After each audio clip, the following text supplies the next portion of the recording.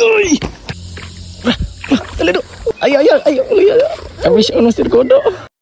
Maaga nga pala kaming bumiyahe ni Master Godo ngayong araw mga master. At dito na sobrang tuwa talaga ng aming mga dagway ngayon kasi mangangawil na naman kami. At nadaanan pa namin ang bundok ng Sagbayan na napakagandang tingnan. Napakaraming magdit-dit dito ng mga kauyaban. Sa kasamaang palad pagkadating namin sa unahan ay biglang naplatan yung aking motor 1 million cc. Namumugot yung aking dagway dito kasi naplatan yung aking motor. Grabe talaga, nagkaungas talaga ako og tulak dito sa aking motor. At sa mabuti na lang pagkadating namin sa unahan ay manakita kaming bahay na kaya niyang magbulkit. Pero sa kasamaang palad ay hindi na madalag bulkit ng aking interior kasi nalangkat man. Pero nalilipay pa rin yung aking dagway kasi may siya siya na may baligya siya na interior. Kaya agad-agad na lang akong bumili ng bago ng kanyang baligya na interior at binubahan na at hindi na pinadagay-dugay na human na jod. Lumilipay yung aming dagway ni Master Godo dito kasi magkapagpatuloy na kami sa aming biyahe. Nagtisngi at nagngisi na talaga yung aming mga kadagwayan dito kasi makapunta talaga kami sa spot. At siyempre hindi na namin palibiyag dugay-dugay. Pilari paglabay sa oras kay giedit na gud nako. Nakaabot na talaga kami dito sa aming spot. Napakaganda ng spot, napakalinaw at nagkuha muna ako dito ng mga Madrid Cacao kaking itabon sa aking tangke para hindi mauuga yung gasolina. At pagkatapos ay mumabaklay pa kami ng konti para makapaghanap kami ng mapagpupistuhan. Tamang lakaw-lakaw lang muna kami dito, nadalang lingon-lingon kung saan kami pupwisto at dito na nakahanap na kami ng magpupwistuhan. Nag-andam na kami sa mga oras na ito. Kinukuha ko na, tinaandam ko ng aking mga kagamitang pandirigma at naghanap rin ako dito ng dalawang palutaw at dito na nakakita na rin ako. Nagdaldali na rin ang andam si Master Godo kasi sobrang napaka-excited na talaga ng kanyang dagway. At sa mga puntong ito ay kinumot-kumot ko na dito, minasamasa ko na dito yung aking pamain. At hindi na pinadugay-dugay, pain agad para na may makakahuli na ng isda. Medyo matagal-tagal na pala gamay na hindi na ako nakakabalik pangangawil sa spot na ito. At sana naman talaga makakakuha na ako ngayon ng mga matitinong isda kasi nung nakaraang pangawil ko dito ay puro raman mga sanga ng mga kahoy yung makuha ko. At hindi nga talaga kami binigo kasi may nahuli na si Master Godo at pagkatingin ko dito ay hindi sanga yung nahuli niya, dahon pala. Matod pa niya ay malaking tilapia na, yun pala ay dahon lang pala. Pero sa mga puntong ito ay may tumandog-tandog na talagang tutong isda sa kawil ni Master Godo at hindi na pinadugay ay binira na dito. Sumisigat talaga ang mata ni Master Godo sa mga oras ito kasi akala niya ay dahon, yun pala pagkarasa niya ay Magikarp na. Grabe ka na kung tisngi talaga yung kanyang dagway, lumilipay talaga maayo yung kanyang dagway kasi nakahuli siya ng Magikarp. Kasayaw-sayaw pa talaga siya sa sobrang kalipay. At yung sa akin dito ay grabe napakalaay kasi wala pa talagang tumutukob na isda at napalingon na naman ako bigla kay Mr. Godo kasi meron naman siyang nahuli. Nakahuli na naman siya ng pangalawang Magikarp na goods na pang inihaw na sinugba. Sobrang nalilipay naman yung kanyang dagway, nakuha talaga ngisi. Pinapasuya pa niya ako sa dalawang huli ng Magikarp. Sabi niya sa akin, minusa po kayo ay di man kakamao. Kaya sabi ko naman, bebe patapara ko di abay kakoy kuha ng mga ubang mga isda dabe. Kaya agad-agad kong dinala yung aking kawil at sumusuksok sa kanyang tabi at iniait sana at hindi na pinagidugay. Meron ng tumukob kaya binira ko na agad dito. Dahan-dahan bigla nang lumilipay yung aking dagway kasi nakahuli na ako at pagkatingin ko dito ay tilapia yung nahuli ko. Tinatawanan lang ako sa mga oras na ito ni Master Godo kasi malaki raw yung kanyang huli niya kaysa sa akin. Sabi ko naman, bahala lang Master Godo, okay na niya, at least di ko zero. Agad kong pinapaslak sa aking sikpaw karaan. At dito banda-banda kasi sinasamukan ako sa aking ibang kawil ay pinaparking ko lang muna yung isa dito. Sinusuksok ko dito sa kilid, hindi lang muna kita gagamitin. At pumatuloy na ako dito sa pag-concentrate sa pangangawil na mamasin at nanghihinaot na magkahuli ng malaki. At di na padugay-dugay, bumira na ako dito bigla. Akala ko talaga ay malaki na pero gagmay nakaluha pala yung nahuli kong tilapia. Sabi ng maliit na tilapia, pakawalan mo muna kami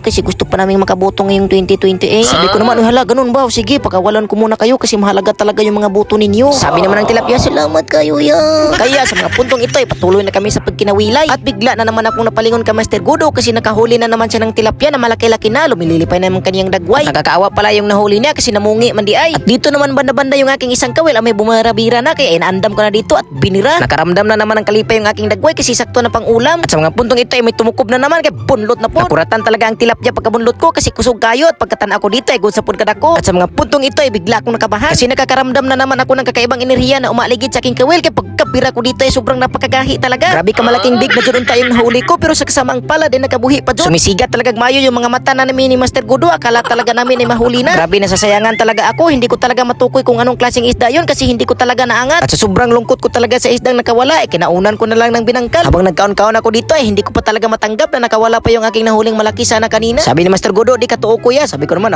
basin po. At sa mga puntong ito ay may kumagat na naman sa aking kawil kaya binira ko na dito at pagkabira ko dito ay grabe na noon kabulilit yung nahuli ko. Sabi ng maliit na tilapia, pagkawalan mo ako. Sabi ko naman, sige lakaw na. Sabi naman niya, salamat kayo kon. At agad-agad na naman akong napalingon kay Master Godo kasi nakahuli na naman siya ng tilapia. Lumilipay talagang maayo yung kanyang dagway At dito banda-banda ay mayroon kumagat kaya binunlot ko po dito bigla. At pagkabunlot at pag-arsa ko dito pagkatanaw ko ay kalibay dahon ra magkawayan. At sa aking isang tao ay may pumakpaak na naman kaya binira ko po dito at pagkabira ko dito ay maliit na gamay na Magikarp yung nahuli nahuli ko. Sobrang nagmamakaawa sa akin yung maliit na Magikarp. Sobrang iyak-iyak talaga niya. Sabi ng maliit na Magikarp, alam mo ba ya, ako na lang ang inaasahan sa aking mga magulang. Sobrang naawa talaga ako kaya pinakawalan ko na lang siya agad. At dahan-dahan bigla ako napalingon kay Master Gudo kasi nakahuli siya dito ng mama. Nakapuliki talaga siya dito og bira-bira kasi sumukol-sukol talaga sa kanya yung isda. Kaya sa mga oras na ito ay tinatabangan ko siya, ginugunitan ko dito yung kanyang fishing rod at siya yung tumutukbo sa tilapyang napakalaki. Lumilipay talaga maayo yung kanyang dagway sa mga oras ito, tumitisngi talaga maayo yung kanyang dagway. Grabe kalapat talaga yung tilapya na nahuli niya, hindi talaga namin mapigilang magsayo-sayo sa mga puntong ito. Agad pinaslag sa kanyang lagayan at kumurog-kurog talaga siya sa mga oras ito dahil sa sobrang kalipay. At dahil nagugutom na yung aming mga kabitukan sa aming tiyan ay kumakain muna kami dito saglit. Hindi lang muna kami naginihaw na sinugba sa aming ng mga nahuli kasi alanganim ng kuhaan kasi gamay ra. Jawat na lang po, may madala kami sa aming pamilya pag uwi. At pagkatapos naming kumain ay pinapasuya na naman ako ni Master Gudo sa kanyang nahuli. Sabi ko naman kaya ko yung tapatan ng nahuli mo Master Gudo, tingnan mo lang at pagkabira ko dito ay sus, grabe dyan noon kagamay. Naunsa naman at dahil hapon na malayo pa yung sa amin ay nangligpit na lang kami dito para makauwi na. At kinukumpara namin ni Master Gudo yung aming mga nahuling isda. At pagkatingin ko sa huli ni Master Gudo ay grabe paldo jud kayo at pagkatingin ko rin sa aking huli ay grabe di man ni makabuhig pamilya ni. Hindi talaga mapigilan ng aking dagway na mag-uol.